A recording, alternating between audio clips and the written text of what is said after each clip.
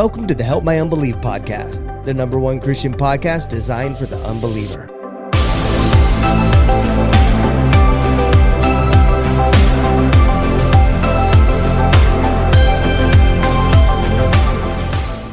Are we starting 30 minutes early? We always do. Oh, the intro. We technically always do. Not 30 minutes, but usually. Yeah, you usually pretty close, yeah. How do you like that? Well, We technically always do. I don't sound like that. I don't sound like that. We technically always... I don't sound like that, dude. You're correct. You don't. God. But I can't make I'm fun not of you that talking nerdy, normal. dude. I'm not that nerdy, am I? You're not nerdy. Okay. God, dude, that was super. That made me self-conscious the way you just did that. Yeah, Larry. It just doesn't God. take much. What's up, duders? Duders. Yeah. How are you doing, man? I was going to say we can't... I can't test you guys on the word duders anymore. We have already done I it, know. right? Yeah, The Big Lebowski. You've worn us out. Okay, listen. You're being mean today, dude. He acts like we haven't seen each other all week. Oh, we haven't. Yeah, we have. I seen you For on 5 this seconds. week. Yeah. I was here for both services on Sunday. Yeah. I'm always in the back And now, I saw yeah. you for 5 seconds. I'm in the back half of the time now. You came out just in time for me to talk to a new couple that I met last week. I talked to them, and then she goes, "What's your hobby?" Yeah. Who was that? She was in the back watching me for that whole service. I was like, well, that doesn't seem like something a new person would do. What were you doing in the back? What? No, he's I'm a always in the back. director. I'm a director half the time now. Who was in the back so with you're like camera 3? Oh, no. I'm Like directing? So like there's like a wall of technical director? Yeah, there's like a wall of TVs and stuff, and we have like 5 cameras, operators. Right. So you call yeah. the cameras and somebody switches. No, Yeah. I switch. You switch. Yeah. Very So cool. sometimes they have, because it's all volunteer positions. Mm-hmm. So sometimes, well, actually only one time ever have I had someone switching for me. But most of the time I'm switching myself. I'm saying like, ready, camera 3, 3, go go 3, right. Ready 2, or 2, go over here and look Oh, at yeah. this, or this guy's doing this, and get this shot, get that, and then I'm just switching the whole time. Did years of working for directors. I remember the very first time I got my lesson. It was the Oklahoma City bombing, and it was a live shot. Oh. Yeah, a live shot for extra. And it was a baby face guy that used to work for Court TV. And he came up to me and he goes, "Okay, Mark," said, "when I get to this part in my dialogue, I want you to rack focus, zoom over my shoulder into the building. Right, that spot right up there, that's where some guy was trapped, And then when I get to this part, I want dialogue, I want you to pull back, put me back in focus for the tag." And I'm like, never heard of that before. Okay. I heard rack. A camera operator taught me rack focus, focus, recently. Yeah. Yeah, and I was like, okay. So I think that was my first live shot. And so the director's in my ear, and so the guy's live on TV talking about the Murrah building, and I go off and start rack focusing to the back, and the director just explodes in my ear. And it's like, "Oklahoma City, what the blankety blank do you think you're doing? You blank, we can see the blankety blank building. Yeah. Pull out, just screaming at me." So Wow. instead, I finish the move, then I do a nice pull out, put it back, and then right after the live shot, my phone rings. And I'm like, "Hello," and it was Him. it was the director. He was like, "Why did you do that?" And I said, "Well, You told me to. the talent." I said, "The talent told me before the shot.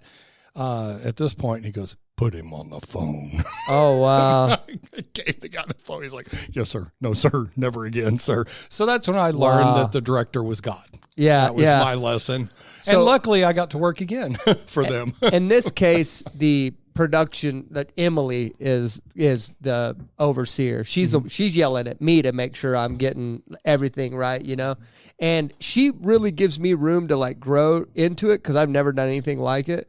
So she just kind of lets me kind of creatively grow into it. She doesn't like bark at me to, you know, got to because you're already under pressure switching anyway. The last thing you need is somebody yelling at you the whole time. It was weird. It was weird. Whenever I walked in that room, I knew that was the position that I wanted, and because I knew it would help us here. I knew it would. So you said that lady went to the back? Yeah. The lady you met in church, she was new, and I gathered that, but she was in the back the whole time, right after we got done talking. The older lady. Yeah. I have no clue. Yeah. I took it, and she was like asking a bunch of questions. How did she even get back there? there? So Emily was like telling her about what's going on. I don't know if she was like training to be like a online host or something. I don't know. Like, but surely you would be volunteering. So she didn't come back on her own. No. Emily took her back there. Yeah, she was like supposed to be back there. Okay. But I just thought it was weird for a new person to be back there, you know? So. They did have the new meeting for everyone to.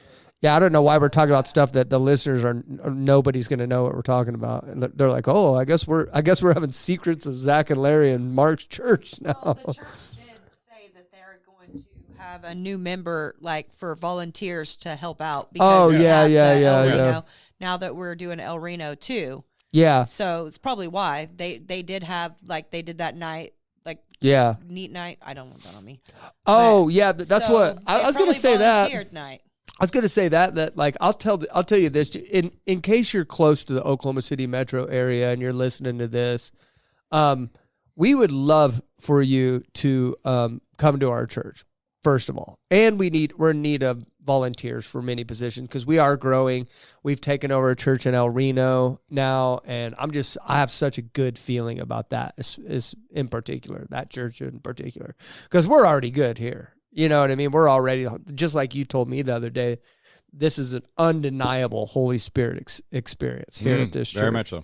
And I'm excited to see El Reno get that too. And I think with leadership from here going over there, it's undeniable. I think it's just inevitable. That's going to happen. So I'd love for people to come here and experience what I've gotten to experience, because I was a different guy than what you're seeing right now on camera a little over a year ago. And because of the positions I've put myself in at this church is how I've been able to grow. There's still a lot of stuff I got to work through and stuff, personal issues and stuff that I got to work through. But I mean, the director position, it's a higher up position in anywhere you go. Mm-hmm. And I don't know why I went in there, and the first time I saw Craig doing it, I was like, that's it. And Emily let me run with it. She's like, you and Craig are the only directors now, or the only directors I'm going to let you have. And so me and Craig are splitting time with it now. That's because it takes a personality type that has some psychopathic tendencies. That it would be me. Most people would take offense to that, but I'm like, that's me. I mean, psychopathic tendencies, all independent business. Larry's got them. I've got them. Mm-hmm. You've got them. Most independent business owners I do have psychopathic tendencies. Is that what I consider analism? No, it's more of command. He's always talking about people comfortable with bushes. Command. Basically, organizers, people that can see. Yeah, it's because that's because business attracts people with psychopathic tendencies. Why work for somebody when I can do the kitty myself? I just feel like I don't fit in much of, like, I'll say this. Right. I don't feel like I fit in much of anywhere, even in running my own business. I feel like sometimes I don't have what it takes. Like, I get one person complain and throw a little shade at me, and it'll destroy me for 2 days. I remember it used to be like.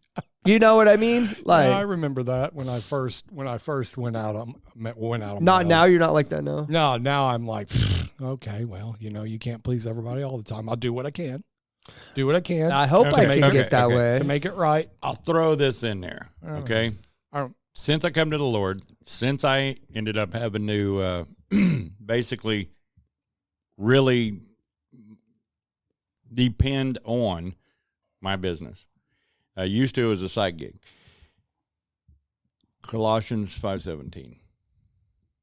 Is that the one that says, "Do it as you're doing it unto the Lord"? Yeah, yeah. If you do say that a lot. Then you remove the human factor completely. If you truthfully do the quality that you would do for the Lord, If that's your focus, is I'm just trying to please the Lord in everything that I do, that means I won't cut corners. I won't do it halfway.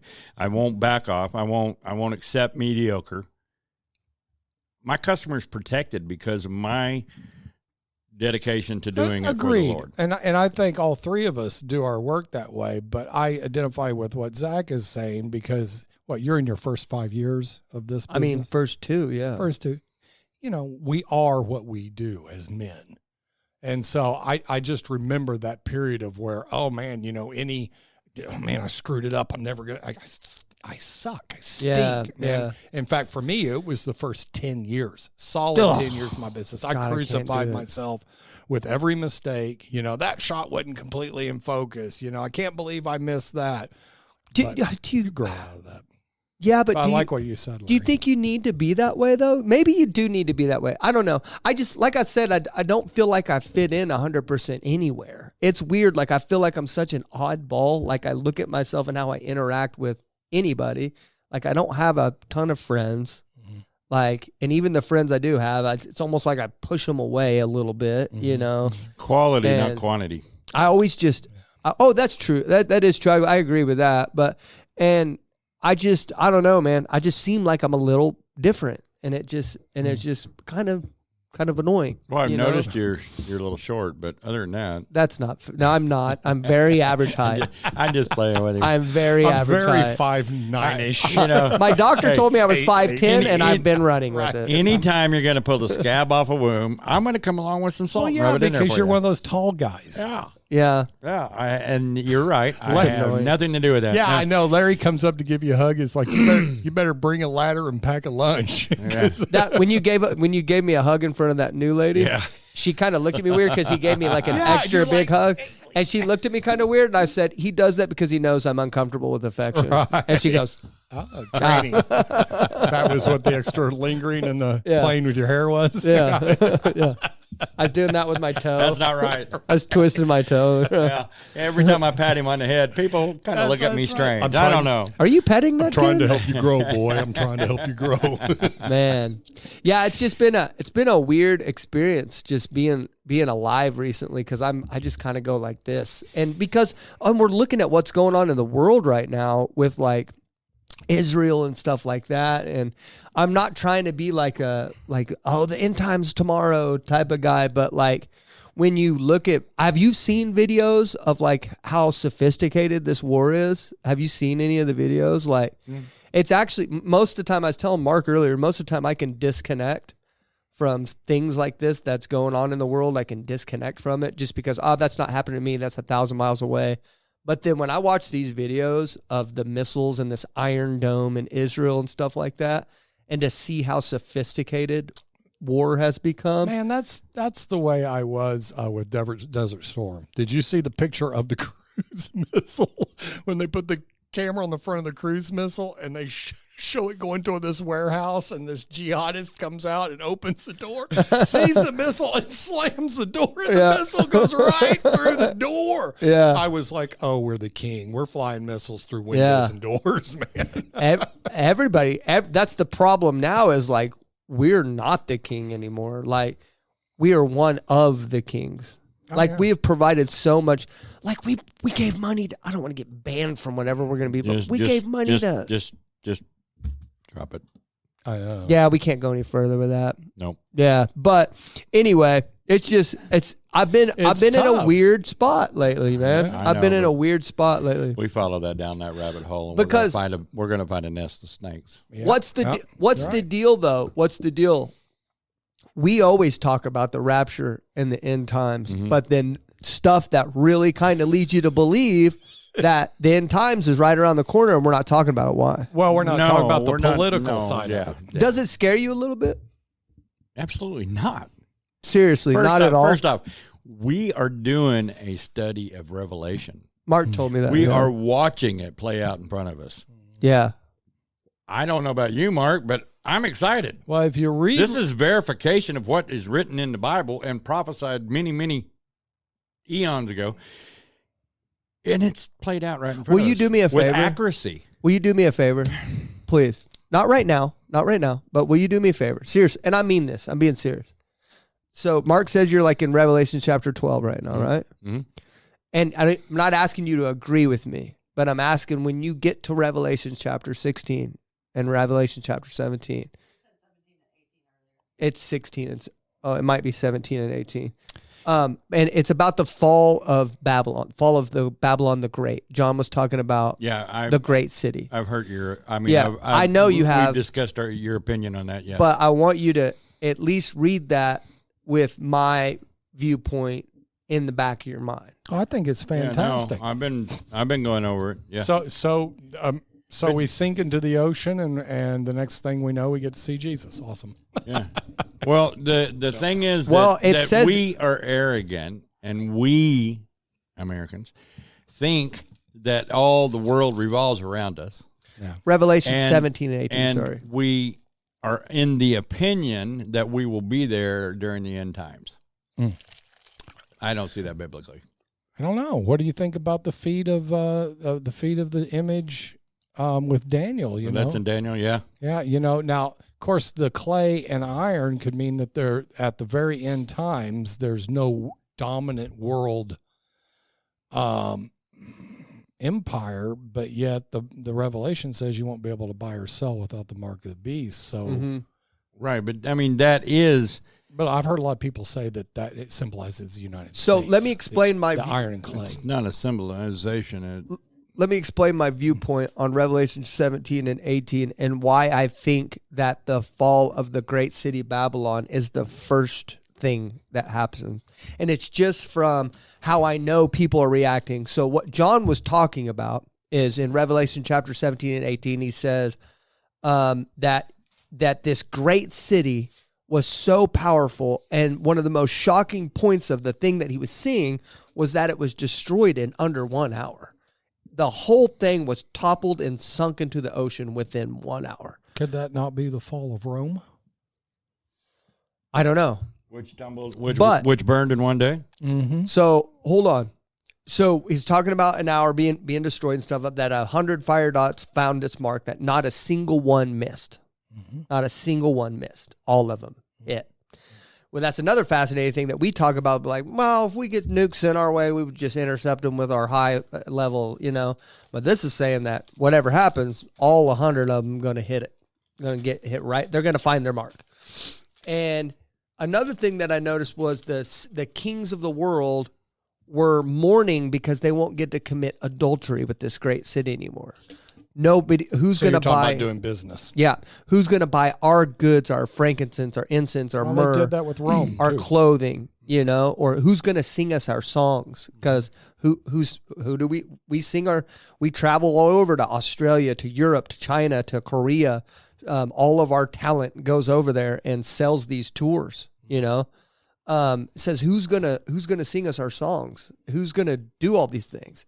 So the reason why I think it's number one is because when the end of the world kicks off, I think things start escalating pretty quickly, and the state of the world will probably be in a place that's less than happy at that point. Maybe surviving, maybe still committing sins and stuff like that. Of course, still committing sins, but still in a point to where it's not business as usual, right? And what John was talking about, Revelation chapter 17 and 18, was that before these events happened, people were conducting themselves business as usual. Oh, yeah. And so that's why it's just a speculation. There's nothing biblical. It's just something that I sociologically think by how people act, that's the first thing. Let me read 17:5. 17:5. This title was written on her forehead. Mystery.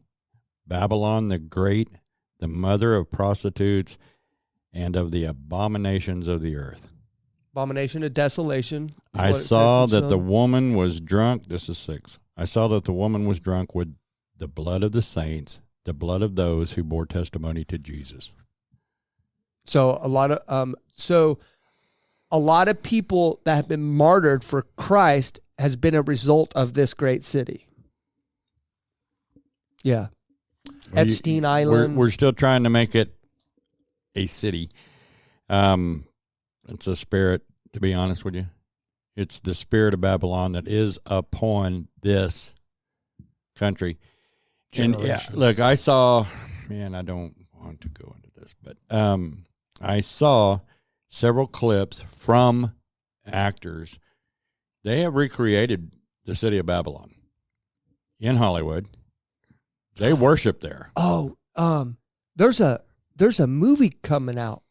I think I just saw called Babylon. I think, and they were like glorifying it. Yeah, yeah, making it seem like it was like a Babylon was like a good thing or whatever. They're doing their best to steer you down that path. I mean,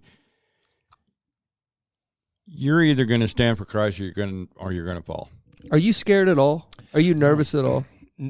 No, particularly I used to be back when I had 1 foot in the world and 1 foot kind of in the way I was brought up. So, the Bible says I'd rather be hot or cold than lukewarm. Revelation, that's in Revelation too. Yeah. Yeah. So that filled me with fear because I didn't want to be in the end times. I wanted to do because I had this visualization of, yeah, man, some of the stuff I'm doing, I don't want Jesus to be coming right when that happens. You want your robe to be white. Yeah. Yeah. I want to be able to repent from that later. Just let me get this section of my life over with first. Yeah. And so, but no, I don't have any fear of it now because I live a cohesive life now. Yeah. I'm not split in two like I used to be.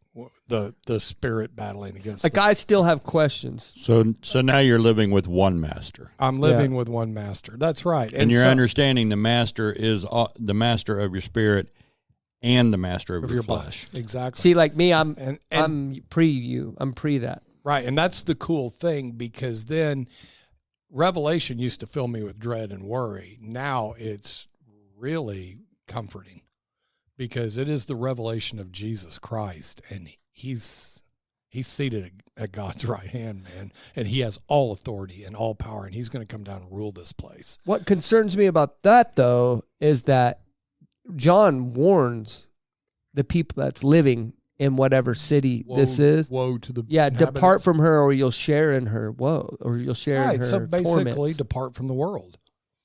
Depart from the world. Fair enough. You can either live in the world, and I heard somebody sum it up really nice for me. I was going on a Revelation rant about 20 years ago, and the guy looked at me and he said, Mark, it comes down to this. You don't have to worry about the how or the why of it. There's 2 teams. Make sure you're on the right one. And I appreciated that. And so I know today I'm on the right team. And whatever happens, what's that verse in the Bible? It says, don't worry about what man can do to you. Worry about the one that can throw you destroy both body and soul in hell. Destroy your body and soul. That's right. That's the one we need to worry about. That's the one I worry about today. Plus, at 56, I'm starting to get tired. And you're like, I'm ready for a dirt nap. If God doesn't come in my life, I'm ready to take a nap until I see Jesus. Yeah. I want to take as many as I can on the way. Right. I mean, yeah, it's why I'm considered bold. Yeah, in my witness. And and that's what I'm trying to work towards. Is I'm starting to have now more of a heart for the kingdom, and that's where I needed to be all along. But man, all through my youth, it was me. What about me, mine? That's all I cared about. I was right there with you. I don't care about you at all. You're just in my way. Yep. I think I have an ominous feeling. I do. Bad. It's huge. You can ask her. It's been plaguing me the last few days. But you also have a spirit of fear that you have not released. Let me tell you why I think I feel ominous. And it's not because I'm afraid of God coming back. And it's not because the circumstances I've been going through. I think it's because God's calling for a massive change in my life. Like, there was a point in the last year where God was asking me to do a bunch of stuff, and it was always, yes, Lord. And that's not that way right now. And God's escalating like he always does with me to say, like, we're not going anywhere until you obey me. And I'm at a point where I'm saying no. But see, but that's the thing. I don't know why I'm saying no. I seriously don't. I don't know why. I have a chat with myself. Sometimes I'm like, you're an idiot. You know that this doesn't turn out good. What are you doing? But I still say no Like I so identify. He's with growing. that. Yeah. He's growing. like, Finally growing. I'm sitting here. It's like there's two different people inside my body having a war with each other. Yep. Right and now, Mark and I know- can fist bump on this. Right. I know which one wins. I just wish, I know which one wins. I just want it to be to where it's easy. Like I can just make the decision and it be easy, but I Wow. can't. Right. Paul talks I about want it that. easy. Oh, wretched man that I am, I cannot do what I should do. I do what I should Yeah. not do and what I don't want to do. And what's weird It when is you're literally younger, learning to die Yeah. to your flesh. when you're younger, you do those things and you think they're right. And you stick the middle finger up to anybody that tells you it's not. But Which- now I'm in this Which area. that action in itself should say that it's wrong. Right. Right, of course, yeah. But no, it's defiant. Well, it's funny, I have a- independent. I rule. I have a And then- stepson that's 21, and I know I talked to you about how you said that you could barely tolerate being around me, and I was like, that kid right there is 21, and acts like that. Barely stand to be around him sometimes. You know what I mean? But the crazy part is, I'm almost certain that I was worse than him whenever I was 21. Okay, but wait a minute. That's what drives me nuts So- about my stepdaughter. She's exactly the way I was at her age. Yeah. Technically speaking, he is the same age behind you as you are behind me. Yeah. Technically. Okay? Yeah. Well, I can So get the I'm frustration. 60. You're not yet 40. So I now like when you so get to now- 60 and he's not yet going I'll to be be 40. far more cantangerous than you at 60. Right, yeah. And But so see- now Far you more. understand the comment. but- it wasn't yeah. personal. But see, No, I know. it's hold a on. generational thing. But see, he's your son. Yeah. Yeah. Right? I love him. I love there's him. a He's whole such lot, a There's good a whole kid, lot man. of difference when you meet somebody and then you've grown used to and accustomed to them and we developed a relationship. Yeah. But I don't know all your nuances from before. Yeah. Yeah. I didn't learn, okay, this is Zach, this is Zach's Yeah. thought, this is Zach's way. I don't know all that. I'm coming You know, in blind. year. Yeah, you know, a year of growth, like, which is still Yeah. tremendous, but you don't know. I don't know Freely. why you're that way. And I've seen other people too. I've seen other people that didn't know pre-Zach too, that treat me like I'm this squared away, disciplined individual, Yeah. and I'm like, okay, Yeah, that's a very short portion of my life, I bub. mean, this is a really poor example, but really it's not. It's a worldly example. It's just like I got a really huge credit line increase. And I was like, I looked at my wife and it was like Married with Children. I was like, well, what are they thinking? They don't know us very well.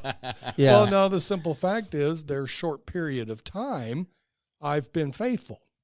And so they're making some assumptions about risk based upon that. Same with you. But you're going, well, you ain't seen my whole life. You've just seen this last little nice. Yeah, I got this Nice. dude calling me up about 2 or 3 times a week, asking me if I'm ready to sell my house. And I don't know if it's the same one. I can't remember. But my point is I actually did talk to him one day, and I said, yeah, I'll accept an offer. And he said, Double, oh, you would? And I said, yeah. Double. 2.5 million. Right. Dang. And he goes, but your house isn't worth it. I said, it is to me. There you go. And did he ever call you back? I'm not sure if it's the same one. Really? You don't remember that conversation? But I've been telling them, yes, even on the text when they sent them, yes, I'll take 2.5 million. Yeah.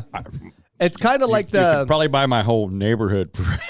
It's funny yeah, you probably could, yeah. At least your side of the block there, but this guy that I still go to like a bar every now and then and watch MMA fights with my buddy because I love MMA still. I've been praying for you on that. And they go out to these. Well, it's not really a bar. It's like it's a bar. It's Now you're justifying it. No, it is. It's Buffalo Wild Wings. Like we go to Buffalo It's a Wild bar. Wings and we go there and I have no. Do the women wear shorts?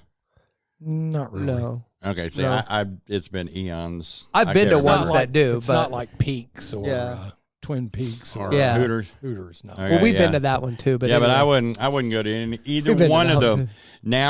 Now, I wouldn't go to either one of them.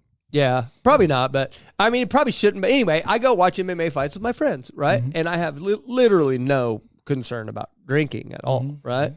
Well, these guys only know the Zach that doesn't drink, right? They know the guy that gets up at 5 o'clock every morning and goes and runs 4 miles or works out or does whatever. They know this squared away, respectful individual, and they pressure me to drink every time I go.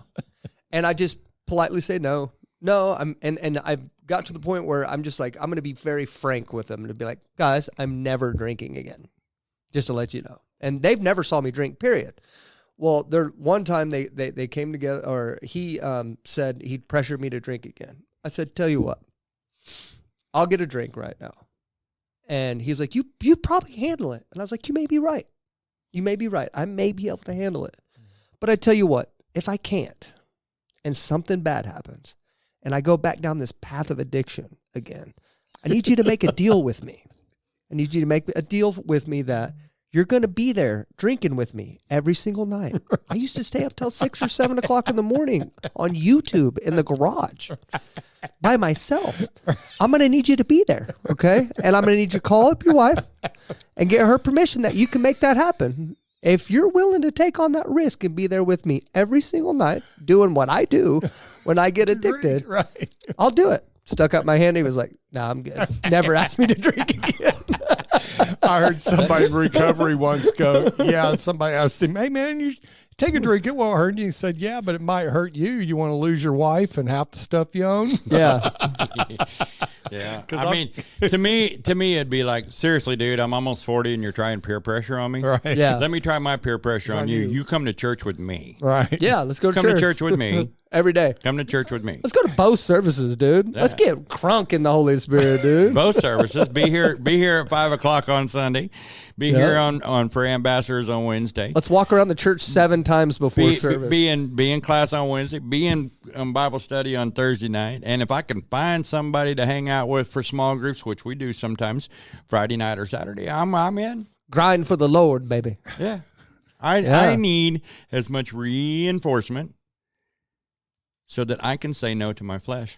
You know what, man? I have noticed since I quit doing the Bible study that it's a lot harder to say no to the flesh than what it was before. Mm-hmm. Because you were in the Word. You had a relationship with the Word. Well, and I was Let me feeling ask you a half question. of a day every day, with, you know? And you were. And I'm going to ask you, how much do you read your Bible a day now? Virtually nothing, yeah. Okay, so let me paraphrase, or not paraphrase, let me give you an example. You love Angela. You're married to Angela. Y'all are with each other all the time. Yeah, I mean, constantly. like you probably have maybe less than an hour a day that you're not together, right? Yeah, probably a couple Okay, hours okay. maybe. Now you go 3 weeks without talking to her. Yeah, it would suck. Go 3 weeks, see if that relationship lasts. I'm sure we'd be fine, but yeah, it would Really? suck. You want to gamble on it? No. Mm-mm.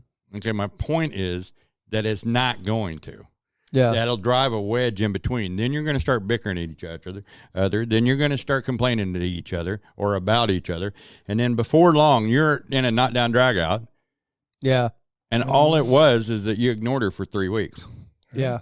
I know it's been a big deal in my life not filling myself with what I used to. My point is, every day you have a regiment that you do every day.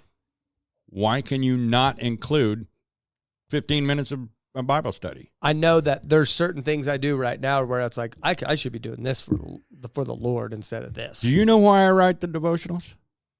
So you that can I study. have my time in the Word. Yeah. So I have my time. A lot more in the people Word. are seeing those on Facebook too now. Yeah, I know. It's kind of wigging me out. That's cool, huh? Yeah. That makes me really happy. Do you know that it said, welcome your new, what do you call them? New what? Yeah. Welcome your new followers. Yeah. Followers. Yep. Welcome. And I I think we should hit call that. them likeabilities. Yeah.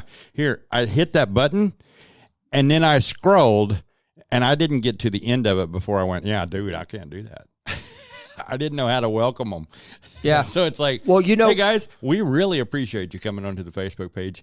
I'm sorry I didn't personally reach out to you and say welcome, but you are all welcome at any given time. Well, our Thank you. new friends totals over 10,000 people. That's why you can't. That's why I didn't get to the end of the scroll. It's, Yeah. dude, yes. See your eyes just got that big? Yeah. Yes.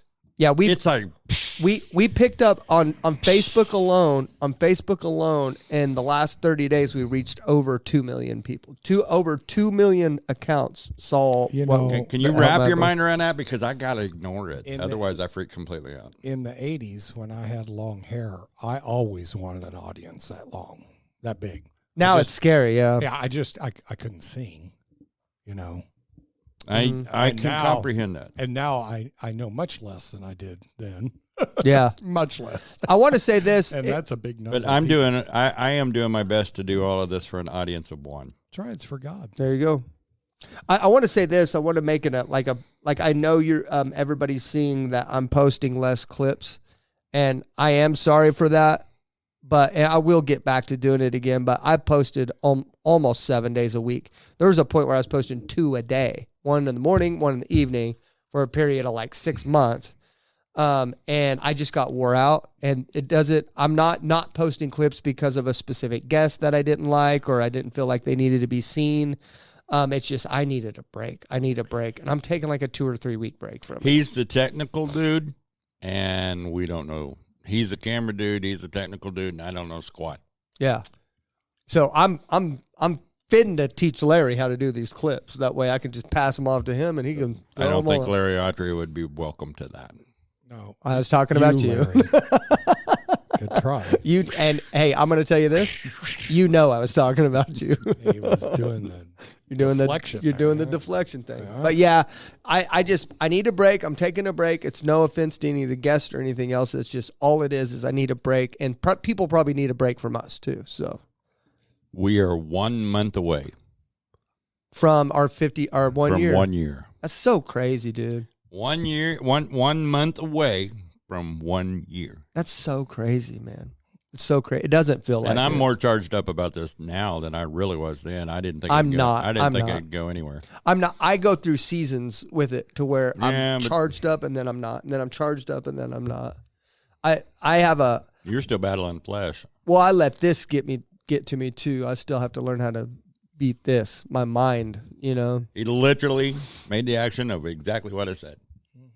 Yeah. Yep. I let this get to me. That's your flesh. But we got to get to our guests. We're at 38, so we got to give our guests some time today. But this guy's name is Mikechigan, which I'm assuming he's from Michigan, and his name is Mike. He is friends with Dustin, which is Atheist Asked. I'm sure you guys remember him. He's from Texas, or he was in Texas. He goes around the world in an RV. Super nice atheist. This guy calls himself an anti-theist, which we'll ask him what that means. What was Dustin? You said blah, blah, blah, Dustin. Atheist Asked. You remember? Okay. You remember Dustin, don't you? Mm-hmm. And then anti-theist, and we'll ask him and figure out what that means. So let's get to him, Mikechigan. There he is. Hello. Mikechigan, right? Yep. You can just call me Mike, but I drew this super intelligent conclusion that your name's Mike and you're from Michigan. Yes. Boom. I knew I was smart. Did you like that, Mark? From Mike Sheehan. Yeah, man. His name's Mike. Mikechigan. Michigan. Uh-huh. Yeah. That's ironic. Yep. Mikechigan. Yeah. So people get creative. I've seen Michigans too, from a bodybuilder from Michigan. Oh, Michigans. Yeah. So have you watched the podcast at all? I follow you guys on TikTok, and I watch your clips all the time. I did listen to the full episode when you had my friend Dustin, or Atheist Asks, on. Okay. So I listened to that whole episode, but mostly just the highlights on TikTok. Okay, cool. I'm going to go over the show and stuff for you, and go over kind of like the house rules, which there aren't many, but and go over like kind of how the structure of the show is, and then I'm going to introduce everybody, okay? Okay, so this is the Help My Unbelief podcast. We are a non-debate show. We started this podcast because we basically saw a hole in the Christian market, I guess you can say, is that we saw the way that Christians were kind of treating unbelievers, or just not any treatment at all to unbelievers. We saw that basically pushing them to the side and not giving them a voice or listening to them at all. and we aim to change that. So what we want to stray away from here is debating. We don't want to debate. We want to hear your story, man. That's pretty much what we want to do. So we just want to stray away from debating. If sometimes it starts to happen, and then we usually shut it down pretty quick. I don't mind a little getting in the weeds, of if like Larry tells you his experience with something, and then you tell him why you're against his viewpoint on that because of your experience in this. I'm not saying that we're going to be super strict on stuff like that, but we do want to stay away from like any hateful rhetoric, and we'll respect you. And I know you'll respect us too, of course. Especially because you're friends with Dustin, one of the nicest guys on the planet, I think there. So, Yeah. So, and then there's that. That's pretty much it, man. And then since you're you said you're an anti-theist, so I'm sure that we don't have to worry about you doing any rituals or witchcraft on air or anything like that. No. So. No. Okay, good deal. Okay, I'm going to go around the room and introduce everybody to you. I've got my executive producer, Mark, here in studio today. Hey, Mike. Hi, Mark. How's it going? My lovely How you wife, doing? Angela. Hello. Hello. My longtime and good friend, Larry, co-host. How you doing? And then I'm Hey, Zach. Larry. I'm Zach. I'm the host. Man, we're glad to have you on, dude. Appreciate it. Yeah, and I like what like you said. I like what you guys are doing. You're right. Most believers are dismissive towards atheists or the atheist position. So I appreciate you giving us a platform. Yeah, man. It's honestly been an honor, and watching all of us grow, which we're all going to have an episode on episode 52, where we're not going to have a guest on at all on episode 52. Okay. And we're going to talk about, because a lot of the times we just talk to unbelievers or people that used to not believe and believe now, and we get their perspective. But we all actually wanted to have a show to where we talk about what this show has been for us and how we've grown, because we've learned so much since being on this show. So I'm excited to give the audience that portion of us too, Yeah. I'll definitely tune into that one. That'll be an interesting one. Heck yeah. So you're an anti-theist, and I'm actually got another anti-theist slated next month to come on, and they kind of explained it to me in text, but I'm unfamiliar with that term it general. Now, are you mainly an atheist? Because anti-theist, Well, yeah, that makes me believe, when I hear that term, it makes me think that you believe in God, but you're against him. Is that true? No. So I'm an atheist. So basically that, you're most regularly defined as somebody who just lacks a belief in God. So it's not necessarily a positive position or anything. It's just, you're not convinced that a God exists, and you're not convinced that you're an agnostic atheist, you're an agnostic theist, because nobody knows that, for sure that God exists. So agnostic just means without knowledge. So I don't know that God doesn't exist or does exist. I hope you guys will be credible enough to say you can't say with 100% certainty that God exists or doesn't exist. So in that way, you're also a little bit agnostic. But an anti-theist is somebody who is an atheist, but takes it to a more activist role. So some people will say an atheist activist, but somebody who actively goes puts their voice out, as opposing religion, as opposed to just, you do your thing over there and I do my thing over here. I actually try to help people with the deconstruction, or help people that are in the deconstruction process, or, speak to friends and family when I get the chance, and, how those situations can sometimes devolve. But when they give me the opportunity, just to question their beliefs, why they believe it, get them to think about it a little bit more, always just in a respectful way. I don't think anybody that is religious is dumb or stupid or anything like that. I was a believer myself.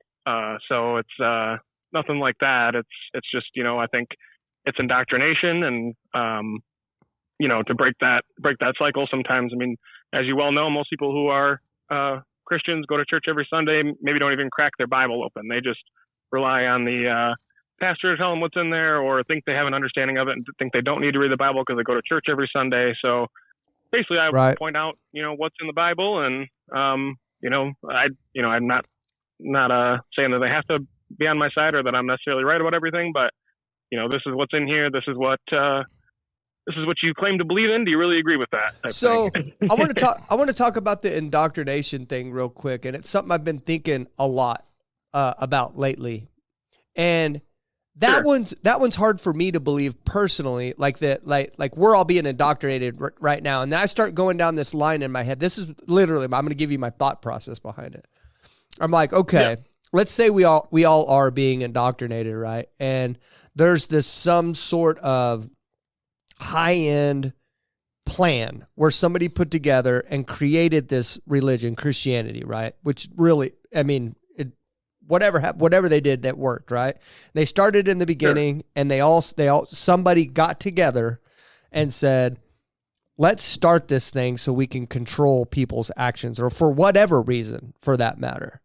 That just seems highly improbable that there was this just super segregated group of people that got together and created a whole religion, or a religion to this extent, just to control and indoctrinate people forever. You know what I mean? Yeah, of course. And I don't think it started out that way either. Just like every other ancient people, there was myths or beliefs, or they didn't have an explanation of why it rained or why the tide came in and out. So they thought it must have been in some kind of agent. So I think it did start out as just an explanation for things that they couldn't explain. And then with the Christianity in particular, I think the indoctrination aspect of it really kind of started with, of course, the Catholic Church. I mean, if you look at the history of that, people weren't even literate, let alone had the Bible in a language that they could read. So it was all in Latin, of course. So the pastors and the monks and the Pope were the only ones that could read it. And you essentially had to take their word for it. So people would go their whole life, from babies to grown up, then they would never read the Bible for themselves. They just had to trust that the pastor said what it said. And that's what their belief came from. So that's really where the indoctrination started. And today, it's, people baptize their babies. I was baptized as a baby. You were told as a Christian, you're told you're a Christian before you even know or have a concept of what Christianity is. People bring their babies to church. It's, people don't wait till their kids are 18 to start telling them that, this is that God exists and he had a son named Jesus. It's from birth, essentially. David, you were a Catholic, weren't you? It's Mike. His Sorry, name's Mike. Yeah, Mike. Were you a Catholic? No, I was a Lutheran. You were a Lutheran. Okay, I was just curious. Yep. Yeah, my father's side was Catholic, so I know a little bit about. I attended some masses, but I mean, they only very infrequently. They weren't even allowed to read the Bible till what, late 50s? I mean, something like that. Yeah. But here's where I also have a problem with that leadership. too, because like I'm raising my kids in church. Church, and I'm not ashamed of it. And I'm definitely don't consider what I'm doing with them indoctrination. And I have told my kids, I have sat them down and looked them dead in the eye and said, listen, I can teach you all this stuff about the Bible. I can teach you about God. I can give you my experience with God. I was like, but someday you are going to have to make your own decision to follow Christ. It's going to have nothing to do with me, And so that's good. It's giving them their own decision. I'm not gonna disown them if they decided not to, because I mean, it doesn't matter. Doesn't matter what you do. It doesn't matter what Larry does. It doesn't matter what Mark does or what I do. All of our kids are going to have to make their own decision someday. They're their own people. So yeah, but I don't know. I guess I've lost it where Christianity was like a bad thing to teach kids. You know what I mean? Yeah. So you think it is? You think it is? I'm not going to beat you up for it, but you think it's a bad thing to teach kids, don't you? Yeah. Just from just the sin doctrine in general, which is I'm going to speak in a lot of generalities here. What's that? What's that? The sin doctrine. So sin doctrine. Sin doctrine would be gotcha. Like anything that Adam and Eve committed the first sin, and that brought us into a fallen world, and now everything that bad happens because of sin, the original sin, and we're all essentially cursed, and nobody can live a sin-free life because of that sin. So essentially, from when they're children, we're telling them that you are a sinner, you're going to, you deserve, I know not every denomination, like I said, but you deserve hell. The only reason you're not going to go there is because God came down and died on the cross for your sins. And that's, even if you haven't done anything, it's thought crimes. It's, essentially, if we go by the Old Testament, essentially just being a human is sinful. So you're telling your kids that essentially that they're bad, that they deserve hell. And I'm not saying you personally, but Christians, they're bad, they deserve hell. And if they don't believe in Jesus, that's where they're going to go because that's what they deserve because they're sinners. And I think if you tell somebody that that nobody can be without sin, that they're born sinners, that they're going to sin at some point in their life, it almost becomes a self-fulfilling prophecy. If you tell your kid you have no choice but to sin, then they have no choice but to sin. So, but like we all have the choice not to sin, right? Like we all. What do you have to say to that, Larry? Or we all have the choice not to sin, right? So somebody could be sinless. You could be completely sin-free. I guess my question would be is like, we look at it as like a gift. Does that make sense? Like yep. God didn't have to bail us out of that. Like Adam and Eve made the choice, right? And we could all, like, here's the way I look at it. Like if I was Adam, I probably would have messed it up too. Like I probably would have picked the wrong fruit or whatever, however you want to say it. I probably would have messed it up too. I'm not going to sit here and beat up Adam for doing that. Right. But, we look at it like it's a gift, like we're thankful for it because we could pick up the Bible and the Bible say, hey, you guys, I created you guys couldn't really hack it.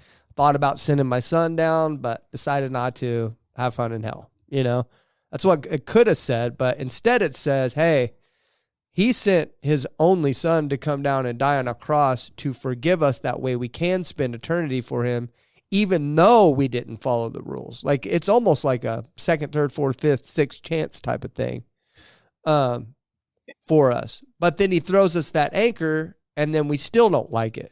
You know what I mean? And I think that in itself proves how maybe crappy of a creation we are or a race we are, right? Well, first off, I'm going to jump in here a second. Mike, how old are you? Yep. 32. 32. Do you have kids? I do. Yep. 2 boys, 7 and 4. You send them to public school? Yep. Okay. Why? Well, me and my wife both work, public school, and so we couldn't afford it, and we're middle class, so we can't afford a private school. Yeah. But the public school, I went through public school, I think is good for not only education, but also for socialization. So they learn how to be around kids their age. They deal with issues with their peers that you can't necessarily give them with the homeschooling experience. So, friendships, breakups, bullying, conflict resolution, things like that. You mean all the things that we're going to have to handle as an adult in the world that keeps coming at us. More so, I do understand what you're saying, but what they teach in schools now isn't anything like I learned in the 60s and the 70s. Well, nothing. The stuff that I learned then, they don't even teach. I mean, I was taught geography, and one of my best friends sitting across this table from me doesn't know squat about geography because he wasn't taught. No, because I hated it. But where you keep saying one thing that catches my attention is you tend to lump all Christians into the same religious constraints as a unity of one based on your experience with the denomination that you grew up in. Because I never was raised, and I mean, I was raised Pentecostal. And from the time I was, little, I was raised that way. I never really saw it as a reason. I mean, I wasn't told that way. You're going to sin and you're going to go to hell. I wasn't given that. Well, of course not. Yep. I don't think we're told that here either, are we? Like, I don't think they're told that. I mean, the wages of sin is death. Yeah. The Bible tells us that. But I mean, It's kind of a roundabout way. I mean, it's like if what we believe is true, then they need to be known. It needs to be known. You know what I mean? Like it needs to be said. That's why I'm saying like we can sit here and act like this is all like we're like this things that we're teaching people and stuff is a bad thing, but it might be it might be true. Well, going back to that, Mike, do your kids ask you why? Yeah. I mean, when they were little, like I got grandkids, so I'm a lot older than you are. A lot older, like almost twice your age. Okay. Sure. Yep. So my question is, did your children ask you why growing up? Why what? Why anything? Multiple subjects. You know, all the time. Yeah, I mean, they're always asking why. Oh yeah, why? You know, why is this? Why that? Why this? Yeah, because the human mind always wants to know what the whys are. You know, why is the sky blue? Why is the grass green? Why can a brown cow eat green grass and make white milk? I mean, I got asked all those types of questions. Right? Yep. And I never really saw it in the manner of, I mean, I give God credit for creating this planet. I have somebody that I can give glory to creating this planet. It's hard for me to comprehend somebody that chooses not to. But I mean, that is a choice, right? And if I chose that to raise my kids where they didn't know, and technically speaking, I did not have anything to do with their religious upbringing. I was divorced, and so occasionally I took them to church when I got the opportunity. I guess I could say. When you're done, I got a question for you and for Mike. Okay. After this, that I'm interested in. But I'm asking because I wrote down something here that I wanted to make sure I heard you correctly. You help others deconstruct? That's your position on that? Yeah. Helping or get the process moving, or try to at least attempt to. Why is that necessary? Well, I mean, for me personally, I think it's I'm happier now that I am deconstructed. There's less fear. You'll hear a lot of former believers say that they are better people now that they're deconstructed, and also any believer, whether you're, no matter the denomination, you're still supporting the Bible, which is where all the problems lie at the heart. So anything that's, and yes, not every denomination is the same. I understand that. I know you can, I see them on TikTok too. You can have a lesbian Christian pastor, and then you can have a, hardcore Southern Baptist fundamentalist. So this is where we're interviewing someone with a completely different mindset than you, and that's where we're trying to understand his perspective. That's why I'm asking this question. He helps people deconstruct because he believes what you believe in is harmful. He believes it's harmful. He believes it's harmful to people. That's why this is like to be honest with you, Mike. In a way, I agree that religion is harmful. Yeah, because it's the importance of a relationship with Christ that makes the difference. The people that's the hardcore atheist, Mike, is the hardest for us to talk to and stay respectful in because it's literally the opposite of what we believe, the exact opposite. I mean, even witches and Satanists and all this, we can find some sort of common ground. But when we're having this conversation with you, it's very hard to find common ground. And that's why it gets so tense and so uncomfortable. I was trying to be careful with the way I worded things. You were doing great. I'm kind of explaining to him because everybody can feel the tension. Let's not be dumb. Right. Let's not be stupid. Anyway, that's what I'm saying is like that he believes that Christianity is harmful. And so he helps people remove from that. There's a difference between Christianity and religion. Mark, go ahead. I have a question. This is something that occurred to me last week. And it's something that I've noticed as a trend with many, I would say 70% of the non-believers or deconstructionists that we talk to is that they have come, they were believers. Something happened, and then they're not believers anymore. Many of them come out of Catholicism. I'm not saying Catholicism is wrong. But also, like, notice this, like, I don't know anything about Lutheranism, but I don't want to say this, but it's either Catholicism, Mormonism, Latter-day Saints, Seventh-day Adventists, like, it's one of those, and I don't know enough about any of that stuff, but it's always like the other than Christian. So go ahead. So I'm identifying, I'm identifying with you in one way because I came from one of the named religions that we just named, and I got church hurt. I noticed hypocrisy within that system of beliefs that offended me. Having my hard time wrapping my head around some of the tenets that were being taught, but never did I ever come to a point. I walked away from all of that. I went and followed what Mark wanted to do, and it took me a lot of places that I'm lucky I came back from. But during that whole process, I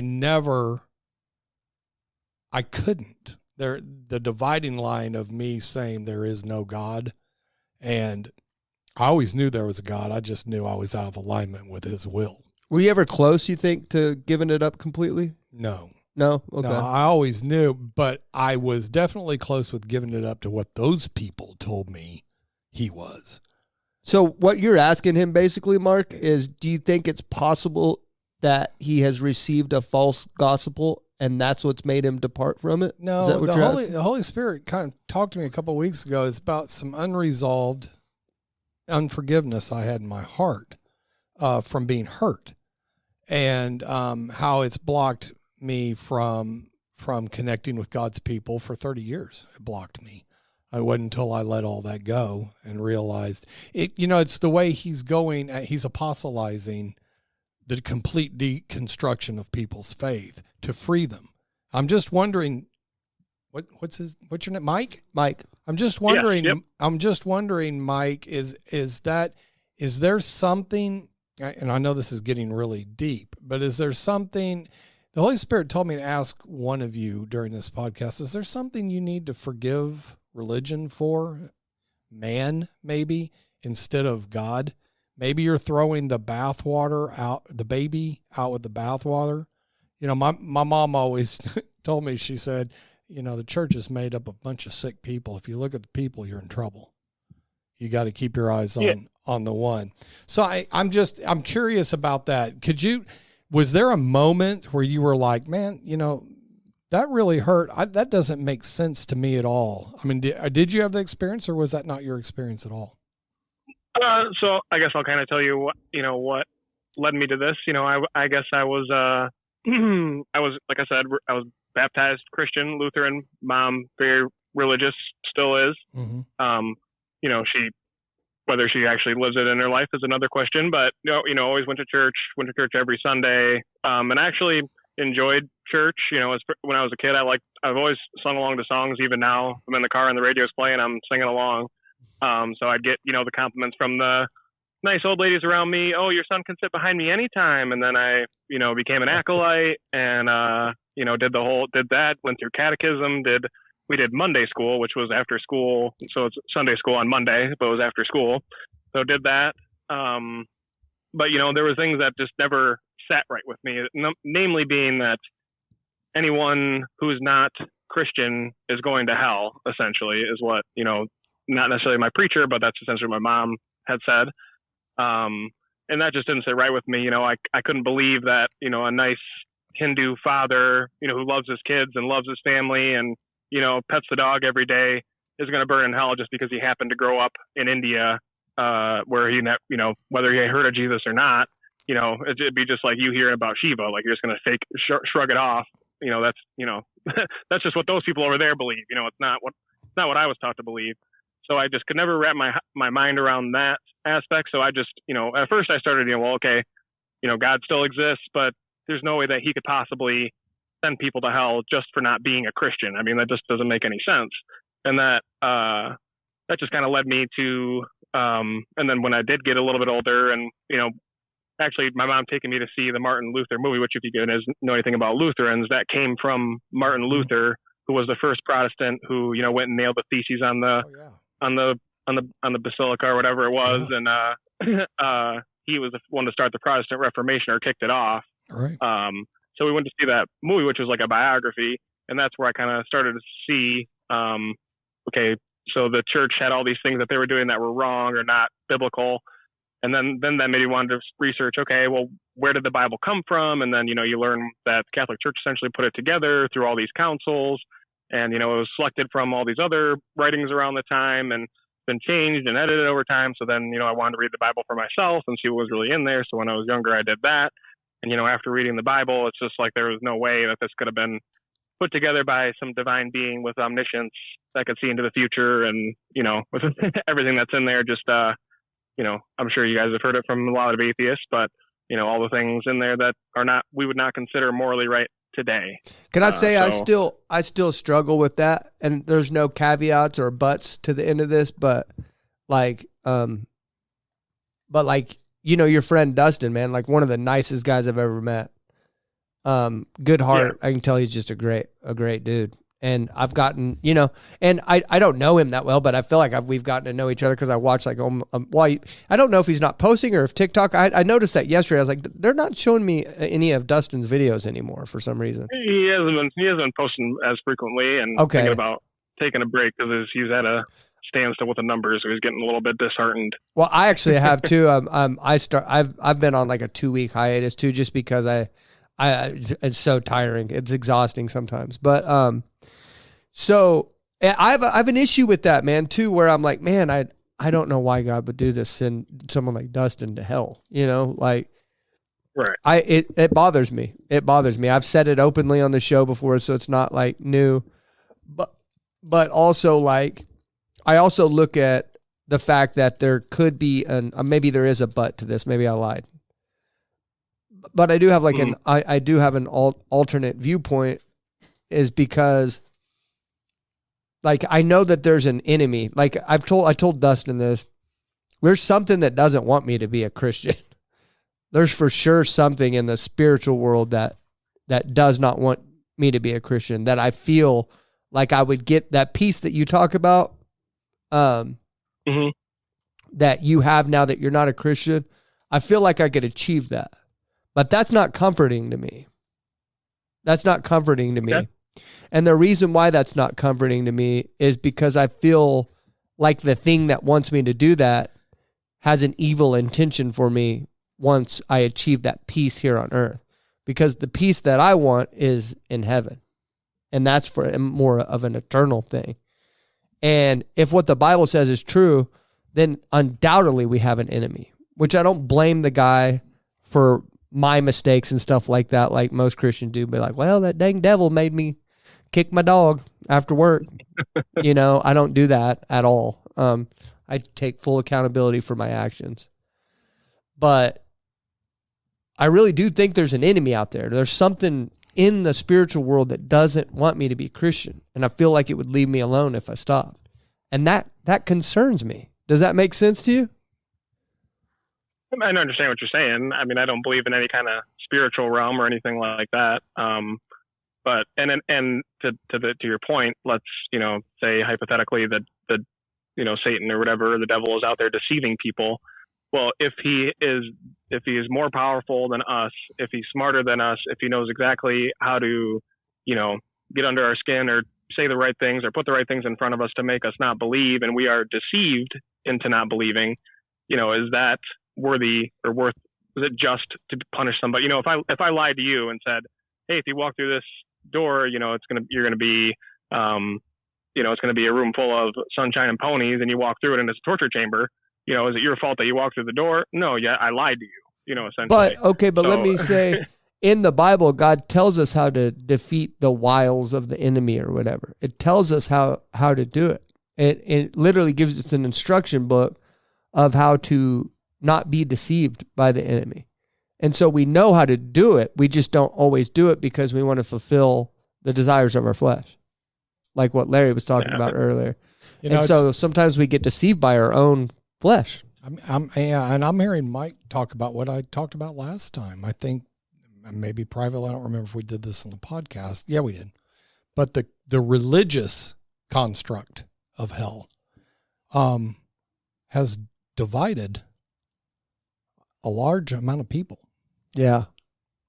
The idea of people being able to rationally comprehend a loving God that would eternally torment for any reason.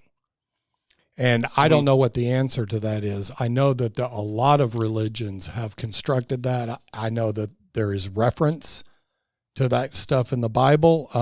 I know that I have my own core set of beliefs, but it is one of the threads that I see from, people like Mike.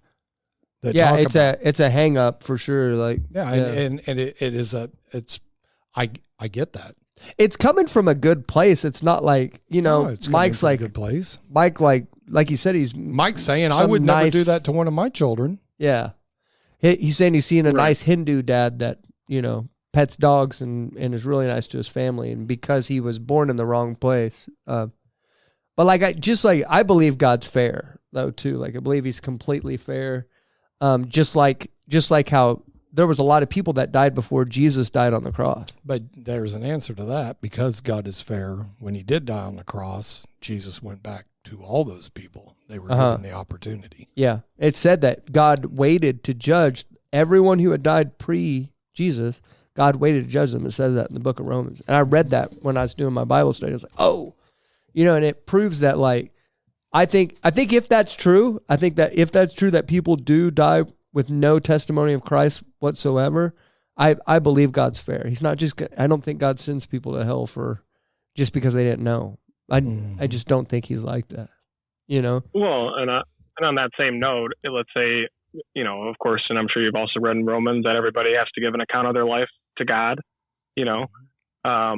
So if I die and God does exist and he says, why didn't you believe? And I say, well, this was what I was told was your word, and there's all this stuff in there that I could not morally wrap my head around you putting in a book. Is he going to be like, well, I don't understand your position at all. Slavery is good. Killing children is good. I don't know what you're talking about. So off to hell with you, or is he going to be more like, well, yeah, that makes a lot of sense. It isn't right to kill children. It isn't right to have slaves. So I understand why you wouldn't believe that I would have put that in a book, because I wouldn't put that in a book. What is it going to be? But what if you had mistaken views about those things? Like you were mistaken about it, and those pretty views, clear.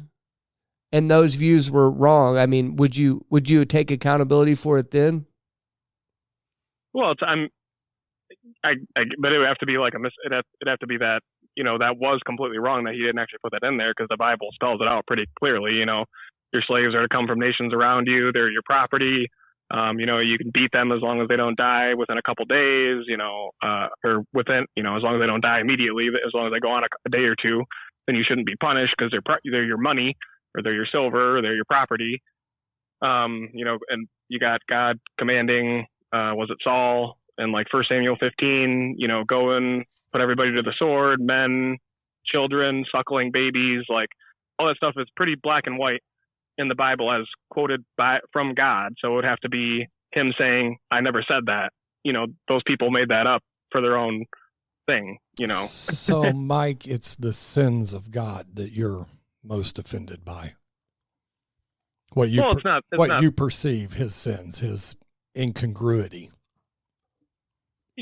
Well, that, yeah, and the fact that he's supposed to be, an all-loving God, and also the fact that evil exists in the world. Children are born with horrible birth defects that cause them pain.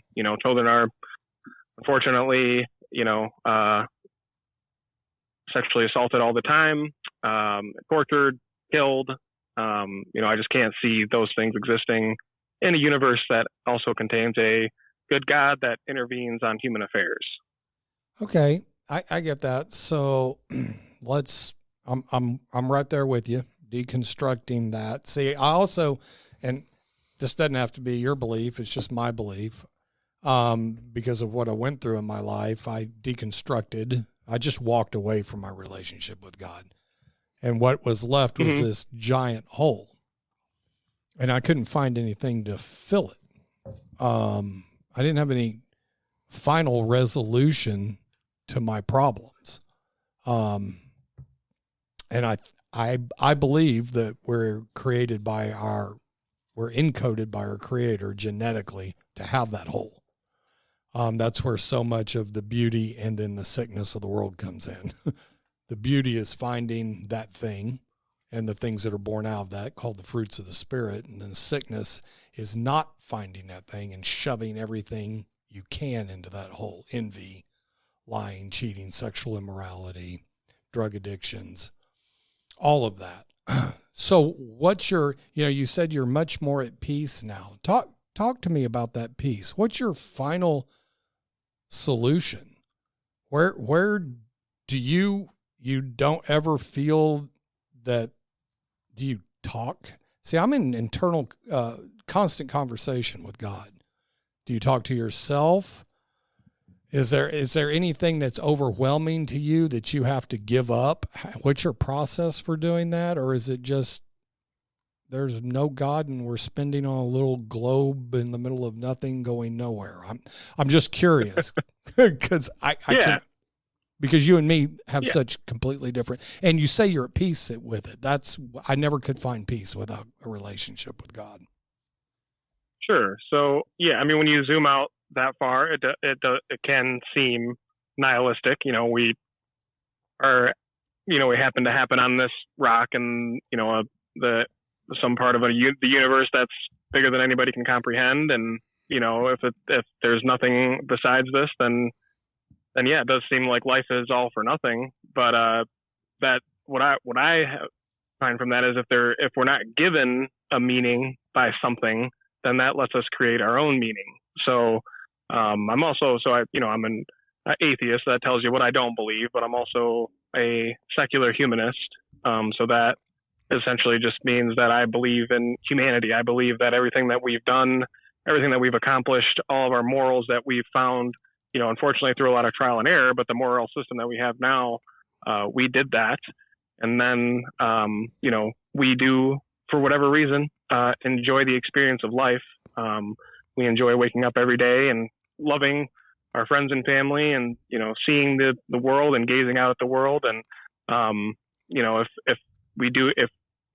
if there is a purpose, or the purpose of my life, I guess, that I found is to make the world a better place for the future generations, whether that's my kids that I take care of them, I raise them right according to, what I think is right. And, they go on to be happy, loving people, fingers crossed, and they continue that like a butterfly effect, and then love spreads and hopefully, there's less and less. And I do think the world has gotten better and better over over millennia.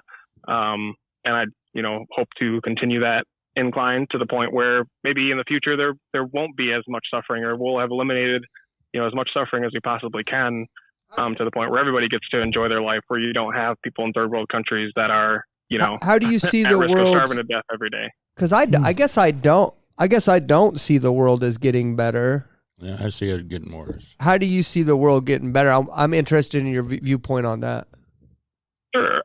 So, as far as we can reference the Bible and see what, I do think the Bible has some worthwhile documentation of like historical events. But as you can see, and even in the Bible, people, and we know from world history that essentially humanity started out as warring tribes. That's what we were doing. Somebody got too close or wanted their land, we'd go to war, kill them, enslave them. And, of course, slavery was a thing for millennia up until, the last 1,000 years or so, when we started to get, well, not even that, 500 years till we got that figured out. There's less wars. People used to go to, gladiator arenas and watch people chop each other's heads off with swords. used to take your kids to the public hanging at the town square. And this stuff is recent that happened. And of course, like stonings, you can read about what people were stoned for in the Bible, which seems like petty things, like being a glutton and a drunkard. You'd get stoned. Of course, with the church history, you were a heretic and burned at the stake for even saying that maybe the moon is a solid object, or that the sun, or that the earth is in the center of the universe. And just the amount of wars as far as that goes, it seems like for all of human history, we've been constantly at war, whether it was world wars or the holy wars, or the Mongol troops invading, or everything like that. It just, and plus with vaccines and medicine, people are living longer and healthier. We have our child mortality rate is way down from when it used to be. I think used to be something crazy like 40%, wasn't it? 7. It was 40%. It was like wasn't it like in the old Western days? I don't know what year that was. Wasn't it like in the 40% or something like 40% of children born would die or something like that? Yeah, and because of disease, or not make it to like age 16. Yeah. So between all that stuff, I mean, it just seems crazy. Like we are living in the most peaceful, prosperous, and healthy time for all people. Of course, there are always kings that live better than most of us do today, but for the vast majority of people, we're not peasants slaving away in the fields either. Well, that makes sense. Thank you for sharing your viewpoint on that. The United States is responsible for that. It's called the 5,000-year leap. Yeah. What he's referring to. I want to go back because Mark asked a question about peace, and I don't feel like you ever got to that specific portion of the question. Do you have true peace? Like, you don't worry about there being a creator or anything at all ever? You truly experience peace. Yeah, I mean, of course, I still question, or I still I still have those thoughts, like, what is the purpose of all this? What is is there a purpose to all of it? So I still have that question. But the peace comes with, not having to be sorry for being a human, not thinking I have to get down on my knees, every night and ask for forgiveness for the thoughts that I had that day, or having to think that, the Muslim guy that, works at the corner store who's nice to me every day is going to burn in hell because, he has essentially been deceived into the wrong religion, or, I don't have to, there's not anything to blame either. Cause if you're going to credit God for giving you a healthy birth or a healthy child, then you also implicate him when that doesn't go that way. So it's like, if God gave somebody a healthy child, then he didn't do that for somebody that has a child with a disability, or a child with a birth defect that causes them not to be able to function the same way as other people. So I'm not blaming or constantly asking why God, why would you do this to people? Or when you hear about these horrible stories of kids getting tortured, it's like, how can you let this happen? It's a torture to think, how could a God let this happen? But here's what I'm hearing from you. Here's what I'm hearing. Sure. I'm hearing that you don't have true peace, but at least you don't have to worry about those particular things anymore. Am I getting that right? Yeah, I mean, it's peace in the sense that being a human's hard. Yeah, it is for sure. And it's not like a comforting thought that when I die, nothing is going to happen. But I'm also thinking about before I was born. I wasn't aware of anything. You didn't have a thought process. You weren't sitting there waiting for, according to the Bible, 6,000 years for us to be born. It was just nothingness. Do you know who Louis C.K. is? Yeah. Yep. Have you seen that bit he does about, because Louis C.K. is an atheist. He's a comedian. Uh-huh. Have you seen that bit he does about hoping there's not a God? I don't think so. You have to look it up. Where he comes back and looks at Earth and goes, "What did you do?" Louis C.K. said, I said something like, I'm an atheist and I believe there's no God. And he goes, God, I hope there's no God. Remember him saying, "Oh, please let there not be." Oh, God, please let there be no God. Because, he's an atheist and that would be pretty scary if there wasn't a God, And I don't know. Right. I have a view. I've been thinking a lot about this whole peace thing lately. And I want to share my perspective because the Bible has a couple different views on like peace, right? And Larry, I for sure believe has true peace, 100%, in the Lord. I believe that because the answer for him is always the Lord, no matter what. And I truly believe that he has true peace. But I don't believe that every Christian does, right? Because there's this concept, and I believe I'm fully living in it right now in Christianity. And basically what it is God says that you have to pick two different pathways, right? And then one of the pathways is very broad. And basically you could be 3 sheets to the wind drunk and walk on it. And you're not going to walk off the sides. That's the road without God. But it also states the road with God is very narrow. It's very hard to walk on. It's got many twists. It's got many turns. It's got a bunch of different pathways onto it. And basically obstacles. You've got to watch your feet the whole time to make sure you don't fall off that path, that you're walking on that path at all times until you reach the finish line. And I know I'm walking that path. And to me, there's not much peace in that. Does that make sense? I think as a Christian, you're supposed to be able to walk on that path. And the peace is that there's alligators and everything else jumping out trying to bite you while you're on that path. But the peace is that God's always there to make sure that you don't fall, right? That's where the peace comes in at. I just don't think I've learned how to implement God into that situation to where I'm walking this path thinking it's just me walking the path, and then I don't implement. That's where I maybe lose that peace. But to me, I've been thinking a lot about that lately because, as I said earlier, he says he finds that peace in atheism and stuff like that. And there's something that's trying to pull me off that narrow path, like I said earlier. And to me, the narrow path isn't very peaceful. What's your perspective on that, Mark? Peace is, for me, is just directly proportioned to my surrender. Yeah. And that was the thing for me. I think that all children go through a time of rebellion. They learn from their father. They're instructed. They're told. They're disciplined. Then they think that they have enough information to make the decisions on themselves, and they usually judge their father. And this is my story anyway. And then I rebelled, and I had no peace, none. And it wasn't until I came back into alignment and submitted. Whenever I say yes to God, I get peace. It's the argument and the no, and you know. Do you still say no to God sometimes, or is pretty much? Yeah, I still say no. Okay. Sometimes, you know, Larry asked me to go to a Bible study, and I told him no. I said, No, "You'd you have can me going to church 7 days a week." I want to say something, Larry. I want to say something about Larry. It's okay to tell Larry no sometimes. Right. I know. I read a book on Christian boundaries. It's okay to have boundaries. Yeah. It's okay to say no. Larry knows this. That's Larry's boundaries are like this. I didn't know. No, he just invites. I didn't condemn him. No, he just no, invites. He doesn't. He said, no, I don't feel like it tonight. And I said, okay, right. I'll see you later. Okay, it's fine. God's not going to be mad at you for very long. But that's what people like Mike have heard all their life.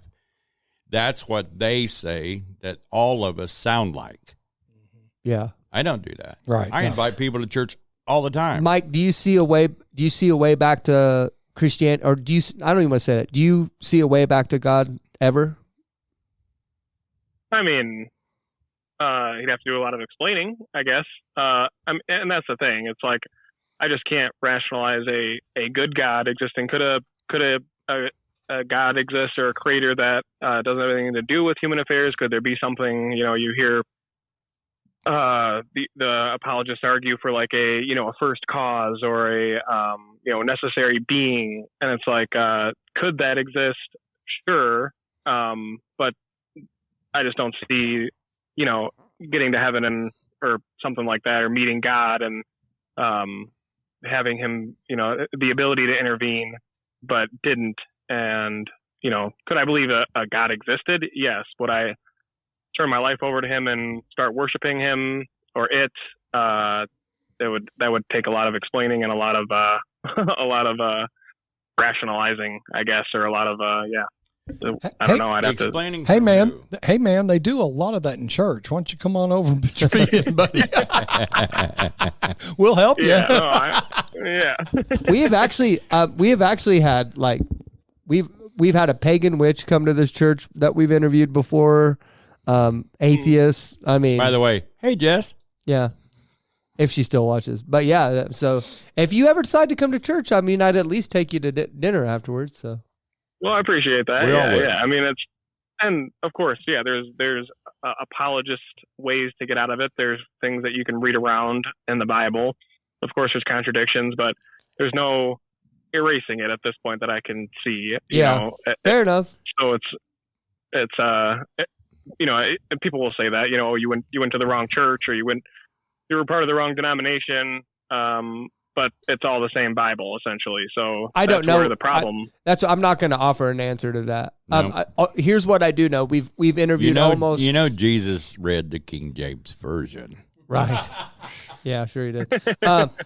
So here's what the conversation me and Mike had earlier about the whole denomination thing is just something that me and him are kind of looking at each other, and I guarantee we won't even talk about it whenever we leave here. Every talk that we have about the show is like right here because we want it to be authentic. But no, we do have some off. Very rarely we do, but we do have some discussions off. But. Mostly we just make fun of everybody's way of dressing outside the church. Right? Yeah. By the way, very boring visor today. Sure. Very boring. Yes, it is. You think so too? Okay. This is a wife. I have a Right. question. This is a wife. But hold on, let me finish this real quick Okay. before Angela, you get to yours. And then we're gonna do our rounds, and I'll let you ask the question there. Okay. So me and Mark just kind of noticed over the last, almost 50 episodes or whatever, is that most of the people that don't believe in God any longer that we talk to didn't really come from just like a traditional Christian upbringing. It's either been Catholic. I don't know what a Lutheran is, but is that traditional? It's close to the Catholicism. They still practice a lot of the same religious tenets, don't they, Mike? So basically we Lutherans, they don't acknowledge the holiness of Mary. They don't acknowledge saints as being like a holy or something you could pray to. Oh, good. We don't do like penance. We don't have crucifixes because they worship the risen Lord. They would consider a crucifix an idol because it's Jesus isn't the dead man on the cross. He's the risen Lord. So you won't see any crucifixes or anything like that in the Lutheran house or Lutheran church. Maybe some fish, but not. Yeah. Crosses for sure, but not the actual crucifix. So but you don't it's have a pretty problem. similar. You don't have a problem with Lutheranism then, in particular. I mean, you probably do, but like any more so than other religions. Other Christian. Well, Other Christianity, no. yeah. I mean, it's one of the more benevolent ones, I would say. Lutheranism One of is? the more, yeah. I mean, you still have some evangelical Lutherans, but from my experience, it's more like the church crowd that goes on Sunday, and then goes out to breakfast afterwards, and they don't see each other again until next Sunday. Gotcha. Okay, let me get to this because we're at 1:34. We're actually running a little late. So what we do at the end of every show is we go around the room and we say something in parting, and then because you're our guest, you'll get the final say at the end of the show. Okay, so we're going to go ahead and go around the room. Make it quick though this time, guys, because we're running just a little late. And by quick, Larry, Larry seems like he's got a long one, so let's give Larry a long one this time. He didn't talk that much this episode, so okay, Mark, go ahead. Okay, I helped some people in recovery, Mike, and I appreciate what you shared. I deal with a lot of people when some of the tenets. One of them is that you have to have a relationship with a power greater than yourself. And I see a lot of people that are completely powerless in their lives because they've been hurt and then they've set themselves to judge God.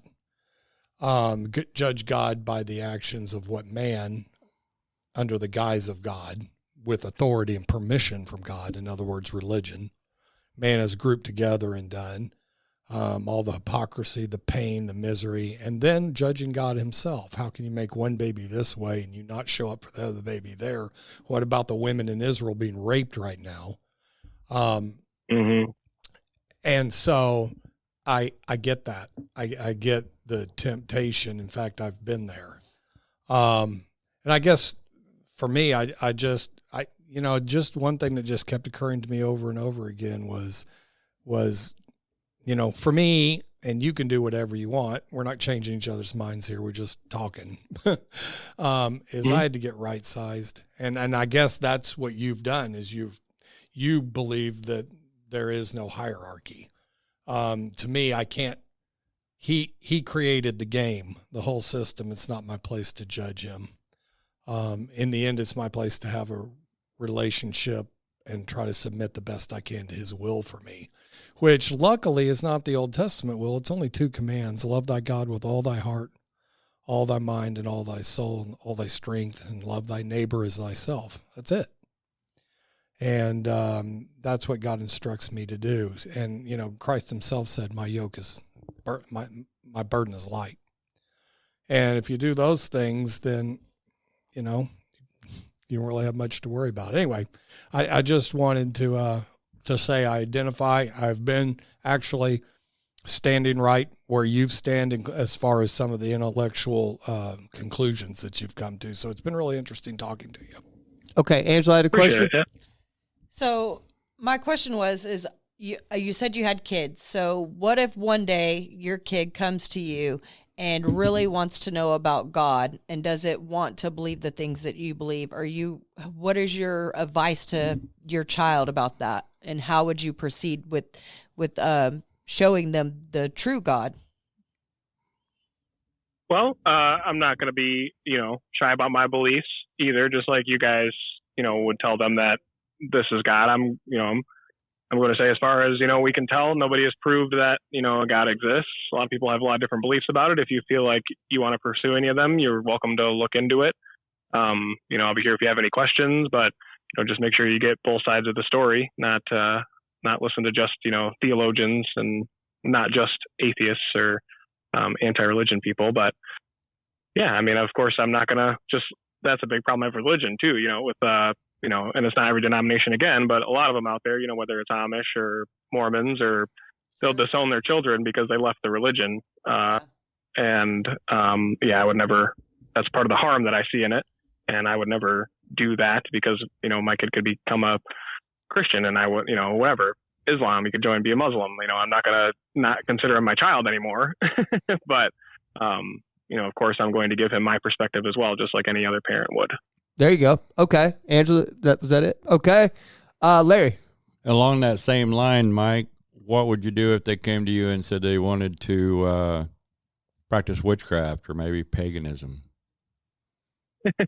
I don't know enough about those. My thing is, as long as they're not hurting anybody, as long as they're not hurting themselves or hurting others, then they should really be able to do what they want. If you want to learn something about witchcraft, we have about, what did we say, 25 episodes on here? Yeah. Okay. Even Satanism, at what point do you decide that your child does that's enough. Yeah. At what point do you decide that your child should not be allowed to exercise free will? Yeah, is there a line there? That's a good question. Yeah, I think I just said, like when they're causing suffering to other people. Satanism first is a label for an atheist organization. So you could be a member of the Church of Satan, and most of them are atheists. So probably talking about like an actual devil worshiper. Mm-hmm. So yeah, if they're actively seeking out to sacrifice children to the devil, then I would definitely recommend some mental health, some wellness checkups and stuff like that. But as far as if they want to sit in the room and think they're casting spells, I don't think it does anything. So I'm not going to worry about it. If they're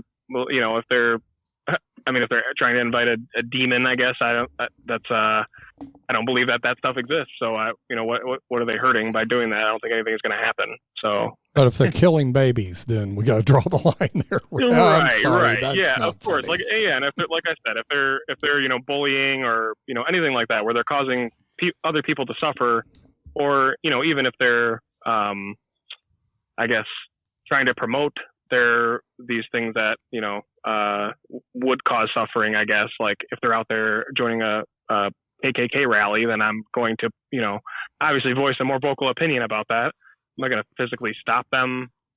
You know, obviously, like, I'm not going to force them or tie them down or tie them up in their room or lock them in their room and make sure that they never see anything outside of their room.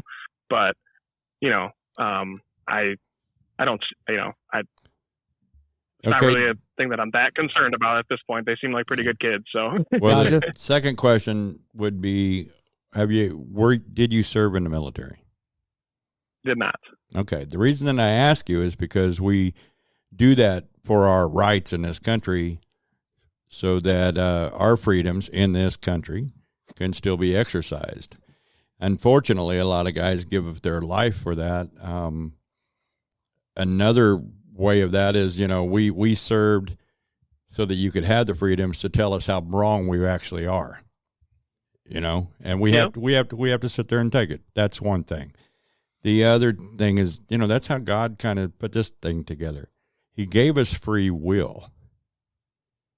And at the same time, I'm not here to convince you to become a Christian. I'm just here to love on you no matter what. No matter what your opinion is, no matter what your thought process is, I'm still to love you. For you. And that's exercising my free will. My free will says that I'm going to follow after the Father because I've been far enough away from him that I stood in no light. And now I am in the light. I don't have to convince you of it. That's God's job. It's not my place. I typically read a couple of verses, and I found in 1 Peter 1. Is that okay with you? Yeah. Okay. I'm waiting for someone to say no, and then I'm just going to be like, you're going to have to read it anyway. Well, I got free will, and I served in the military, so I got the right. Or we should say earmuffs. I meant that in humor. Okay? Like, what's that show? Earmuffs Old School. The movie Old School. Earmuffs. And they told the kid put earmuffs on. Oh, earmuffs. Yeah. Okay. 1 Peter 1:24. For all men are like grass, and all their glory is like the flower in the field. The grass withers, and the flowers fall, but the word of the Lord stands forever. And this is the word that was preached to you. Yes, it was. Now in 1 Peter 1:24. Second. Oh, sorry. Oh, you're going on. Sorry. 1 Peter 2:7. Now to you who believe, this stone is precious, but to those who do not believe, the stone the builders rejected has become the capstone, and the stone that causes men to stumble, and a rock that makes them fall. They will stumble because they disobeyed the message, which is also what they were destined for. Sometimes reading these gives me, a sadness. I don't want to say that I have all the answers. I really don't. I do know for Zach, Lutheran was the first derivative one step down from Catholic. Martin Luther is actually what Lutheran is about. Okay, he stepped away from the Catholic Church because he didn't believe in a lot of this stuff they did. He mentioned, you mentioned, Mike, on Catholic Church, reading to them, and they had the advantage because they knew how to read. Mankind has done that from the get-go. The ones that make the rules are the ones that overrun everybody. We act like slavery has been abolished 150 years ago when the Civil War was here. That started in America. It took the other parts of the world to catch up with us. We started the freedom from that particular type of slavery. Yet we stand as slaves to our government.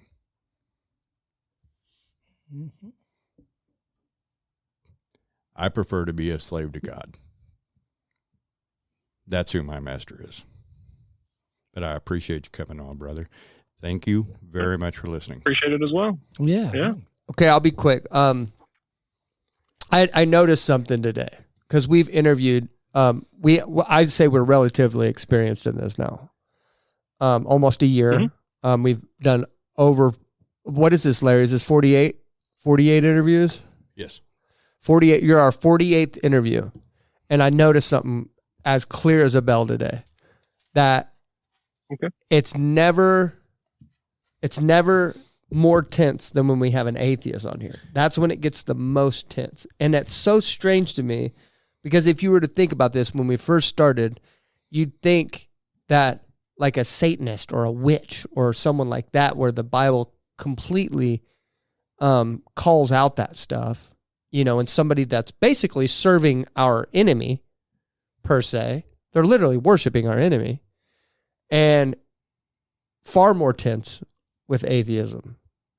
And that's just, I don't really have a point or anywhere I'm going with that, but I just noticed that today, and I think it's worth looking into. And I think maybe it is because like he really is, and it's hard to have a civil conversation with someone that is against everything that you believe in. Yeah, but there's a difference between not believing and helping others not believe. Right. There's a difference there. And you get offended by, you don't like that at all. Of course I don't. But at the same time, I'm not here to judge him. And I battle my flesh just like everybody else out here. Yeah. I battle my flesh to the point that I make it submit to me, to the will of my Father. It's almost like you feel like he's attacking your God, right? But like, Mike, you don't view it as that, right? Like you're not going, are you going after God or are you going after us? Like, no, I don't believe a God exists. So you don't believe, are you going after us? Like, do you wish? No.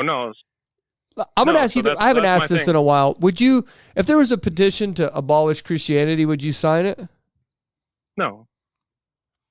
That was quick. No. And I'm not going after, because then that's just a slippery slope. Then who decides what people can learn about or practice or whatever? I mean, it's just a slippery slope. Could I sign something that says maybe, don't push it on kids until they're, of a certain age that they can make a decision whether or not? That might be something, but abolished completely, no. But no, I'm not. And that's my thing. That's why I'm a humanist. I love people. I love, I want to, that's why I like doing this. I like having those conversations. I like listening to people. I think you guys are probably great guys. I mean, whether it's on the podcast is what you portray in real life. I'm sure it is. I'm sure you're genuine. I would have any problem going to grab a beer or dinner with any one of you? No. Could we have a good conversation about things that don't relate to religion at all? Probably. So I think people have a lot more in common than we have not in common. Yeah. And religion kind of blinds us to that, where we're told that they're the other and that we're so different than them and that we're, they believe something completely different and they're completely wrong. Whereas, whether you're a Christian, a Muslim, a Hindu, a Confucianist, or anything like that, mostly we just want to be happy. We want to be taken care of. We want, to be loved by other people. We want to, most people want to have a family and kids, and we want to raise them right so that they're happy. We want to protect them. We don't want them to get hurt. Most of us don't want to hurt other people. So it's that. I mean, and that's what I think. Whether it's, I don't think most Christians are doing it or are intentionally causing suffering. And I don't think that they're doing it with a malicious intent or anything like that. Just like I know that you aren't trying to evangelize or convert people to Christianity because you want them to be hurt or suffer. I think you think you're doing a good thing. And I'm doing the same thing for the exact same reason. I think I am doing a good thing, So I think I'm helping people the same way you are. We genuinely believe it's true. That's why we're doing it. Like we genuinely, that it's not for our own personal gain. Like it's because we believe it's true. But you don't want anybody to go to hell. And if it is true, I think it's a big deal. I don't think you should blame us that we're doing it. If it really is true, then what we're doing is necessary, right? Wouldn't you say that? If it's true. If it's true, right? Exactly. That's what I'm saying. Like if it's true, it's critical, man. It's a big deal. Big. It's the biggest deal. Nobody's deal is bigger than this. I haven't done a Trump impression in a while. It's huge. Nobody has a bigger deal than this. I have the biggest deal. It's the biggest deal. Nobody has a deal like this. Not China, not Russia, Kim Jong-un. It's probably the biggest deal. I don't know. I've been Pretty good. I've been working That's on pretty it. good. Yeah, that's good. All right, man. Got the So cadence down and everything. we're at the end, and the floor is yours. Everybody said their thing. I want to say thank you for coming on, man. And anybody who's friends with Dustin's a friend of mine. And I got to say, you've been a real nice guy as well, just like him. So, and I appreciate you giving us the opportunity to have conversation like this. But with that being said, the floor is yours. Yeah, well, I guess I think I said most of what I wanted to say. We didn't get into the weeds all that much, but I guess I'd say I appreciate you guys giving us the platform. I think that's a big thing, is allowing, like you said, a lot of churches and stuff just and believers will just shirk off an atheist or an unbeliever as somebody who's stupid or somebody who thinks that God exists, or they want to be worldly, or they want to live in their sin. So I'm also trying to break that stereotype. I'm not somebody that's out doing drugs and drinking, and I have a wife and kids and very loyal and love them very much. And I'm just like any Christian for the most part. If you met me on the street, you wouldn't know, that I was a Christian or an atheist. It's not. And I also don't think it's a conclusion that I didn't rationally arrive at through, years of research and thinking about these things and thinking about philosophy and thinking about psychology. So, and I guess, that's it. I mean, I don't think every religion is bad, but I do think just is at the core, believing in things that you don't have evidence for just opens that door. Because if you don't need evidence to believe something, well, then you can believe anything. So it's just an epistemology at the very core level, whether you believe in reincarnation or whether you believe in, witches or spirits or whatever you want to, or a higher power, or the energy or the vibrations of the universe. If you believing something that doesn't have evidence for, but you allow yourself to believe it anyways, that just opens the door. And that's just, like I said, that's why I say I'm an anti-theist, because I just don't, I just focus on Christianity. Of course, that's what I know the most about. It's what I came from. But I just think even, the Buddhist reincarnation thing can be harmful. One, you're giving, believing in something where there's no evidence for, but also like the reincarnation, if somebody's in a bad spot or they're a bad person, you think that they deserve that, as opposed to, just happenstance being born into those circumstances. So it eliminates your empathy for that person. If you think, somebody that's living in squalor deserves that because of what they did in a previous life, well, you're not going to have as much empathy as if you think, well, they probably had a rough time. They may have some issues going on. Let's see if we can help them, as opposed to write them off as being, that's what they deserve. It would be really cool to believe, though, that someone that you really, really don't like comes back as like a frog with two legs right next to a snake's den, dude. Wouldn't that be cool? Yeah. Admit it, Larry. That'd be cool. Yeah. No, I'm kidding. I'm kidding. I did have one more question. Okay, I Angela, one more apologize. question. What is your wife's beliefs? Does she believe in the same thing you do, or is she what does she believe? She's a little more open to like a guiding, she doesn't believe in Christianity. She's not a Christian, doesn't believe in a God, but she's a little more on the sense of like Spirituality. She might wear a good luck crystal or something like that, or she might, so it's not.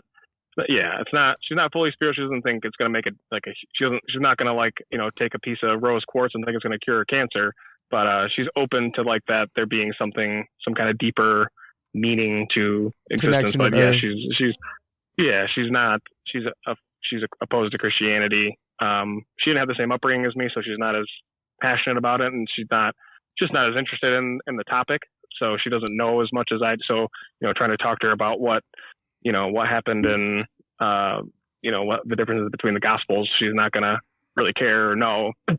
Fair. So she doesn't take it that seriously. But she's also what I would consider her an agnostic, I guess. Okay. All right. Well, I appreciate that, Mike. I thank you again for coming on, man. And we're at 1:55, so we gotta buckle off here. We're gonna go over that 2 hour. All right. Thank you, man. And I'll this episode comes out next Tuesday at 9 a.m. Central. Okay, sounds good. All right, brother. Take care, man. Thank you. All right. Yep, you too. There you go. Mike is, I feel like I'm like 35 and just got done spending 4 hours at the local bar with a philosophy major. Yeah. Exhausted, worn out, a little dizzy. Oh, I get that way every week. Yeah. I mean, it's okay. That's just me. I love him. Like I already said, I love him. He's an iconoclast. And that's his religion, it seems to me. And I'm not saying these in judgmental ways, but I was asking, what's your resolution to things? Where do you go? What's your hobby? And it's somewhere there's something.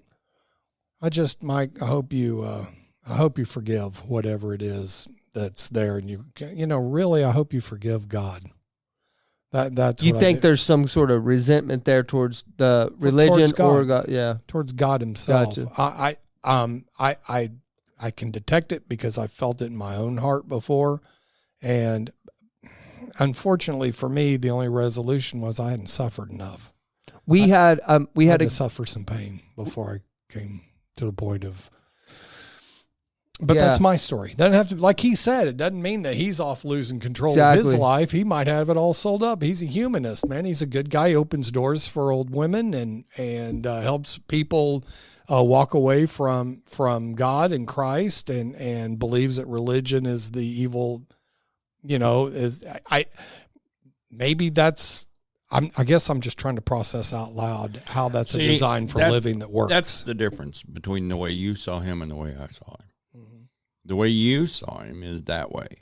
The way I see it, because he actively deconstructs others. Right. He's actively going against God that way. Right.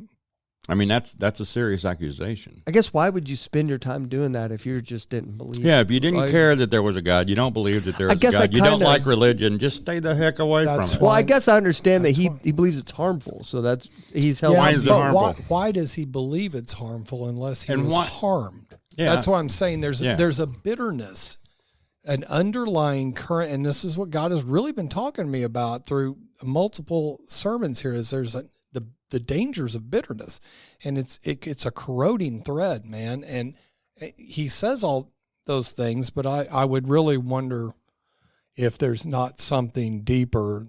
It's a bitter part of his heart. And I remember that's what I meant by forgiving God. It's been letting go of that bitterness. Go ahead. Sorry. I'm sorry. I'm just sitting here thinking, but it's been several months and months and months ago, 20 episodes or so ago. And I'm sure I've told you guys this, but I'll say it again. But there was a guy or girl that we interviewed, and like the day before the interview, before we interviewed this guy or girl, he or she was on. It was a he. I don't care. I'll even say his name. I don't care. I'm not going to, but I would. But I saw him talking about something big that happened to him in his life. And TikTok has this feature to where you can be scrolling through, and if you click on the live, your name will pop up that you're in his chat. But if you don't click on it, if you just stay on the front page, they won't be able to tell you're watching it. You can watch it. So I was sneaky. Sneaky, and I was watching it. And he was opening up about something big that had happened in his life. And I didn't get the nuts to bring it up during the interview. But it was huge. But intestinal fortitude. But there you go. I only have one in real life anyway, so like it just kind of matches with the whole saying. But anyway, so you know what I mean? But anyway, so I didn't get up the nuts to ask him about that or interject that into it, but I asked in a roundabout way about it, and he lied. Like I pretended like that Indian just brushed it off. And I always wonder, everyone we've interviewed since then, if there's something like that going on that they just brush off and then don't want to talk to us about it. Well, because technically you would have to address that. You have to address that. That is it. I don't care if you've had a kid that died, or if you've had a mom that died early, or if you've had a big disease. You know what the most common one is? You have to address that. Right. That does play. I don't care what you say. It does play a factor in your deconstruction. I don't care what you say. It may be subconscious. That's right. It has to. So you have to address that, but he didn't feel like addressing it, so he skirted around it. I cannot tell you the countless amount of people. I mean, I know personally 15 that I've seen that have deconstructed a relationship with God and then sought help and tried to reestablish a relationship with God. And you have to face those things. You know, I mean, for me, that's what kept me on that side was I had elevated myself in prideful arrogance and judgmentality over God. I can't do that. That's a life that I'm just not made to live. Yeah. Maybe he is. I wasn't, but my life kept getting steadily. It was just a life of futility. That is what it ended up being, very futile. Another thing that it might have been is the guy knew that we were going to hone in on that if he brought it up. Of course. And so he skirted around it for that reason. So I'm not saying that he knows that that's the reason why he deconstructed, but he knew that if we addressed it, that it would be a valid topic to talk about. So I've always wondered in episodes past when I'm talking to someone like Mike or Dustin or somebody like that, but Dustin opened up about his. Mm-hmm. Dustin laid it all out on the table, you know? And so, but he doesn't believe that had a factor in it. I'm thinking about now, probably did. Dustin was just very open about how he talked to God and said, hey, man, you know? To me, in my head, if, and we've talked to buku people here, if a person was sexually molested inside the church, okay, which we've had several of those, and then took that, internalized it, was angry at God because their prayers weren't answered, okay? All right. I don't know why they had to go through that. I don't. I'm not saying we tend as humans to blame God because he is in control. But at the same time, everybody has free will. Mm-hmm. Okay? But when they take and they interject into somebody else's life and lead them further away from God, I believe they've done the same amount of damage as what was done to them. You believe they're after that vengeance subconsciously? I don't know how that plays out. What I'm saying is that they're doing the same as what was done to them. Gotcha. And I don't mean it. I'm not saying it's all malicious. You're not saying it's malicious at all. Yeah. I was sexually abused. Now I'm going to, now I don't believe that there's a God. I'm going to turn you away from God.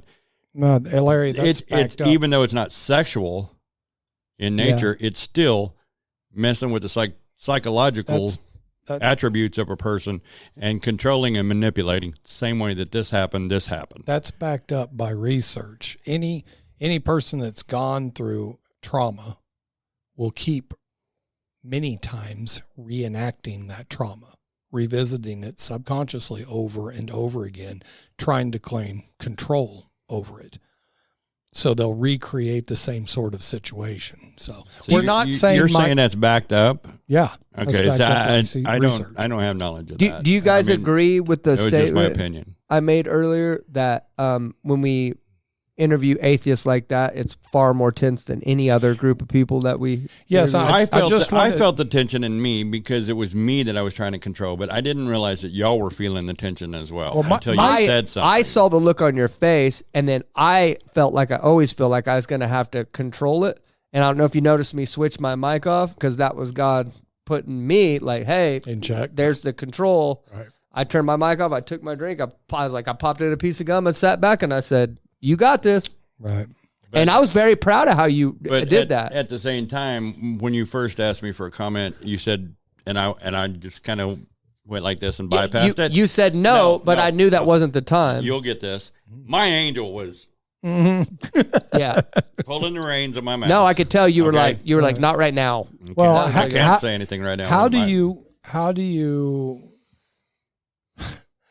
you be taught something that you wholeheartedly believe and then find somebody that stands completely against it and doesn't even believe any of it is real? And if it is real, that means you worship some kind of satanic sycophant. How do you, that's a very large gap to navigate.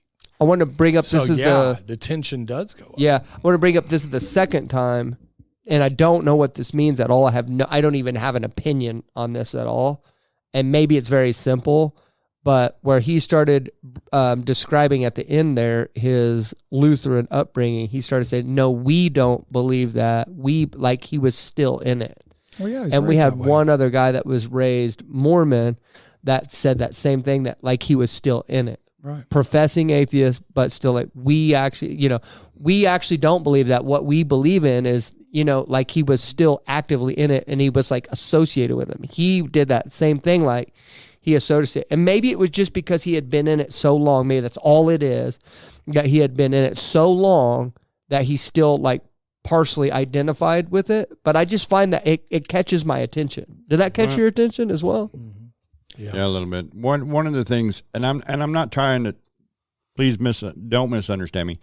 I am not trying to talk down on non-veterans. I was proud enough to serve. I was able to serve. I was not in a war situation. I did everything here, literally here in Oklahoma. But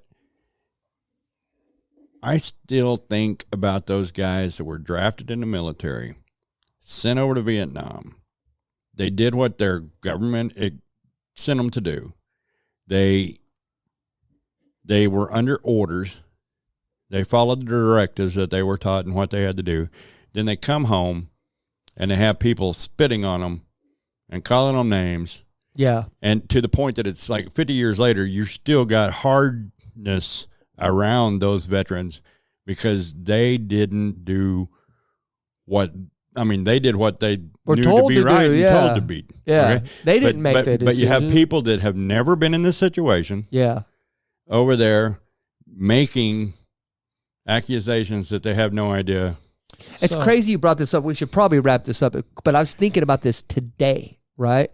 What would be the solution to people not understanding what you just said, the military side of things, and also what I went through in law enforcement? Because it's clear that the problem that these people talk about these things so much have never experienced is they don't understand it. Well, you know what Korea does? South Korea does? Do you know what Israel does? You know what? You go ahead with South Korea. South Korea forces every man into 2 years of service the moment they turn 18. It's not just men in Israel. I think Germany. Every child has to serve 2 years. Men and women. Wow. Man and woman. I think Germany does the same, or if you want to go to college, you have to go do the service. I just think that'd be a great idea that if you went through that, if you did have an opinion on it, then at least it would be from a place of experience, not just shooting from the hip. Well, how many of these useless politicians shoot from the hip without any experience, but they sit there and tell, don't get me started. Do you know how hard it was for me as a chief of police? First of all, I was young. I was the second youngest chief of police in the state of Oklahoma.